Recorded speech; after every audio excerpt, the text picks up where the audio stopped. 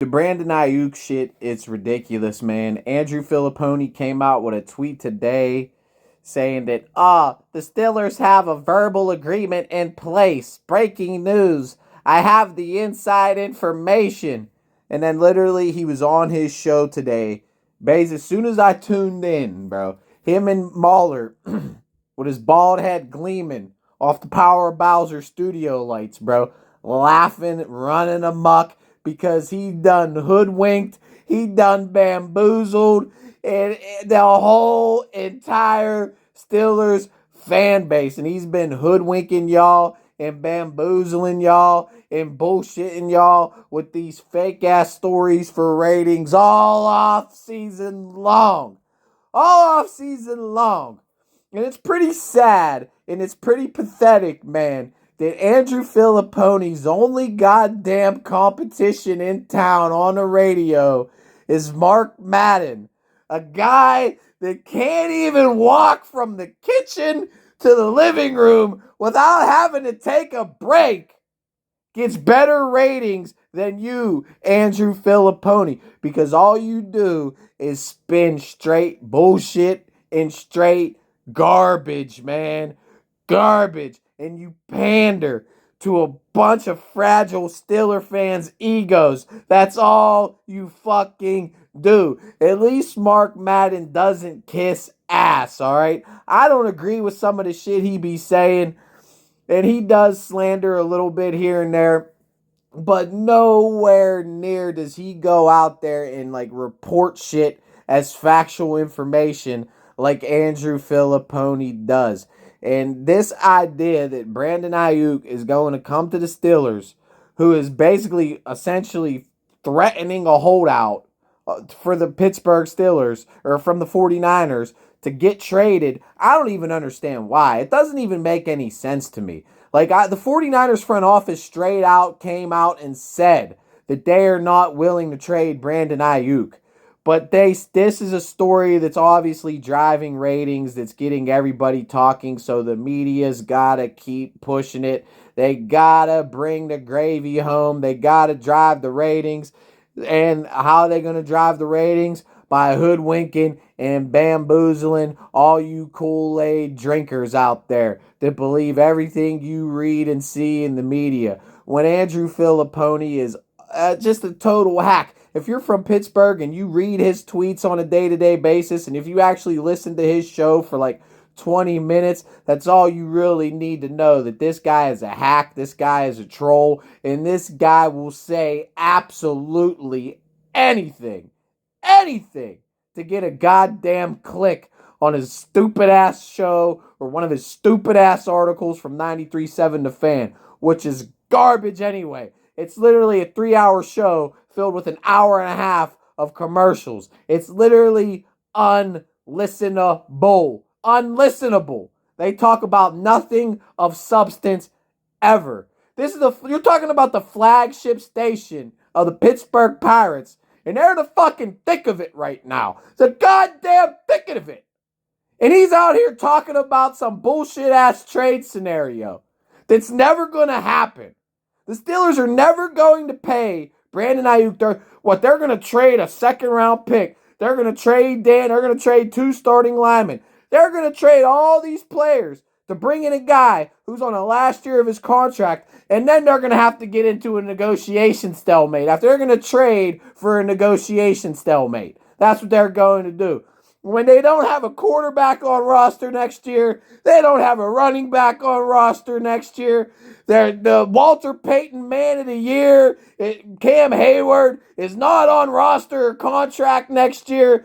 Omar Khan has so many contract negotiations coming up next offseason. That's exactly the first thing he wants to do, is trade for a whole new contract negotiation with a diva wide receiver who's a product of Kyle Shanahan's system, a product of a great running game, a product of that that West Coast offense, and a product of coming off of Debo, getting basically easy coverages because they got to worry about Debo, they got to worry about Christian McCaffrey, and they got to worry about all the other goddamn weapons that on the 49ers offense outside of Brandon Aiyuk.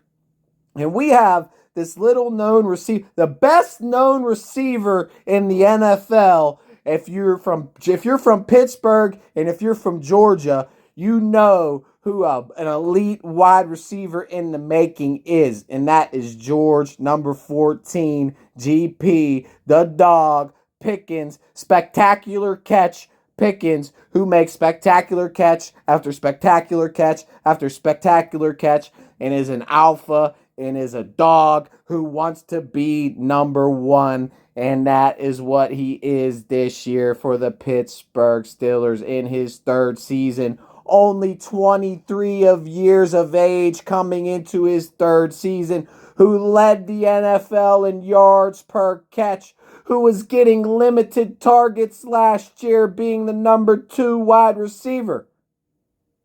He is going to ball. And let's not forget the fact that number 8, Kenny Pickett, who couldn't even complete a simple 5-yard out in a simple 5-yard dig, was throwing him the goddamn ball. Now we got a quarterback, the only quarterback in NFL history to throw for 40,000 yards and rush for 5,000 yards. One of the greatest dual threat quarterbacks the game has ever seen. If not the greatest dual threat quarterback, maybe next to like John Elway and Steve Young, the NFL has ever seen. Dangerous, throwing him the ball downfield, who had the 4th best deep throw accuracy in the NFL last year, throwing the ball to GP14, coming off that play action rollout Arthur Smith patented offense, down the field deep to George Pickens, number 3 to 14, and you're going to be seeing that all year long. We have absolutely no need for Brandon Aiyuk, and we definitely don't need to go out there and spend $30 million on a wide receiver when the Steelers don't have a goddamn quarterback to speak of to throw him the ball next year. So really, mortgaging all your offensive linemen, giving up first round, second round picks, third round picks, fifth round picks, which easily could be the next Brandon Aiyuk. I mean, let's just forget about the fact that Mike Tomlin and the Pittsburgh Steelers have an amazing track record of developing wide receivers. I mean, Mike Wallace, Antonio Brown, Emmanuel Sanders, Juju Smith-Schuster, George Pickens. I mean, the list can go on and on and on of great wide receivers that Mike Tomlin has developed under his tenure here as a Pittsburgh Steelers. Mike Tomlin, former college wide receiver, by the way. Now we have George Pickens, who is going to ascend this season, because football is a business. It's a game. And the business last year, George Pickens' rookie year, was that, you got to earn your stripes in this bitch. You just don't come into this organization and you ain't handed shit walking into the Pittsburgh Steelers organization. You have to been there, you have to done that, and you have to prove that to get that goddamn privilege. And now George Pickens has that privilege. He has that opportunity, which the Pittsburgh Steelers in the Standard, which I talk about on this channel, is all about, is opportunity. George Pickens has that opportunity this year to show why we don't need a Brandon Aiyuk, why all these stories are nothing but bogus garbage, and why he's going to transcend and ascend and be a top 10 wide receiver in the league with Danger Russ throwing him the ball. This team is literally, this whole entire offseason, this is the most banded together brotherhood type team that this is team, that all I'm seeing out of Russell Wilson and all I'm seeing out of this team right now. No distractions, no bullshit, all about the business. The defense is coming back healthy and revamped, recharged. Patrick Queen with the green dot, Deshaun Elliott in the backfield. Honestly, if anything, I'd say the biggest position in need for the Pittsburgh Steelers right now is cornerback, not wide receiver. They need to go out there and trade for a cornerback, not a wide receiver, because that's the least depth position on the entire roster, in my opinion. Because we got George Pickens, who's going to prove that he's an elite number one wide receiver. And then you got a lot of fast wide receivers around him, a lot of tight ends around him, which basically the tight ends are a wide receiver in the Arthur Smith offense. A lot of 12 personnel, a lot of probably 3 tight ends, 2 tight ends, fullbacks, 1 wide receiver sets, to where wide receivers, the tight ends are essentially the number 2 wide receiver, if not the number 1 wide receiver. We don't need a Brandon Aiyuk. We got too much business to worry about next offseason to worry about Brandon Aiyuk. And then what? George Pickens is on a 2-year deal. So he's going to be wanting $30 million like Brandon Aiyuk soon. Literally. So we got to worry about getting him contracted and locked it down. So what? In 2 years, he'll be 25? And Brandon Aiyuk, I think, is 26 right now. In 2 years, George Pickens will be 25. Not even in his prime yet. Still not even in his prime yet. So when he's 25, we can lock George Pickens down to a 5-year, $150 million deal. That would extend him 26, 27, 28, 29, 30. We would essentially have George Pickens in his elite pinnacle prime. He's not even in his prime yet. He's 23 years old.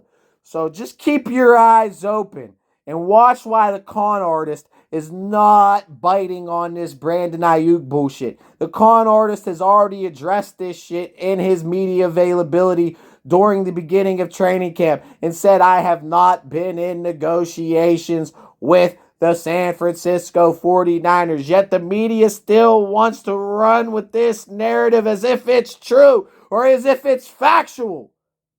But the only facts that are being spit right now is that George Pickens is going to transcend and he's going to ascend to an elite wide receiver this year. And it's going to happen. And he's going to ball the hell out. The Steelers do not need Brandon Aiyuk. We have George motherfucking Pickens, who is better than Brandon Aiyuk. I don't care what the stats say. George Pickens is a better athlete, stronger, faster, way better hands. Aiyuk might be a better route runner. But other than that, George Pickens is better than Aiyuk, and his stats are going to prove it this year.